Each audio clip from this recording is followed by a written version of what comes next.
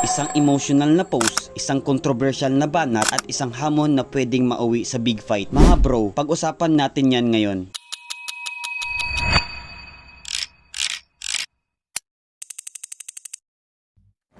Yo mga bro, kamusta? Kio Time Boxing nga pala. Kung mahilig kayo sa boxing updates, issues at analysis, subscribe na at pindutin ang notification bell para laging updated. Usap-usapan ngayon sa social media ang trending issue kina Eman Bacosa at Jillian Ward. Nagsimula ito sa birthday ng kalabti ni Jillian na si Rahil, kung saan may pa-surprise moment pa. Pero ang mas lalong nagpaingay ay ang post ni Bacosa na nagsasabing, I can fight 100 men who want you, but I can fight the one you want. Dahil dito, maraming fans ang nagtanong, may pinagdadaanan ba si Bacosa? Mas lalo pang uminit ang usapan nang mag-react ang BKB champion na si Rolando D na tila binanatan si Bacosa. Pero hindi nagtagal, agad din niyang itong binura at nilinaw na biro lang ang lahat. Ayon kay Rolando, hindi niya inaasahan na lalaki ang issue at mas gusto niyang mag-focus sa kanyang laban. Dagdag pa niya, naintindihan niya ang sitwasyon dahil naranasan din niya ito noon. Sa ngayon, naghahanda si Rolando D para sa kanyang title defense ngayong May 16 laban sa dating 2 division champion na si Paulie Malignaggi. Para sa maraming Pinoy fans, hindi lang ito simpleng laban, isa itong pagkakataon para ipakita ang lakas ng Pinoy boxing, lalo na't may mga naging kontrobersyal na pahayag si Malignaggi noong laban kay Manny Pacquiao. Samantala, nagbigay naman ng matapang na pahayag ang undefeated Pinoy prospect na si Kenneth Luber matapos ang pagkatalo ni Nonito Donaire laban kay Rico Masuda via TKO. Ayon kay Luber, kung nasa prime pa si Donaire, hindi raw kakayanin ni Masuda ang laban, at dito naging interesting dahil tila gusto niyang harapin si Masuda para patunayan ang kanyang kakayahan at posibleng ipaghigante ang pagkatalo ng Pinoy legend. Para sa fans, exciting ito dahil sa parehong bata, malakas, gutong sa tagumpay ang dalawang fighter. Sa dami ng nangyayari sa boxing ngayon, issue, laban at hamon, lalo lang nagiging exciting ang eksena. Kayo mga bro, ano sa tingin nyo? Tama ba si Rolando sa kanyang pahayag? Gusto nyo bang makita si Luber versus Masuda? Comment sa baba. At para sa mas maraming boxing updates at analysis, subscribe na sa Kio Time Boxing.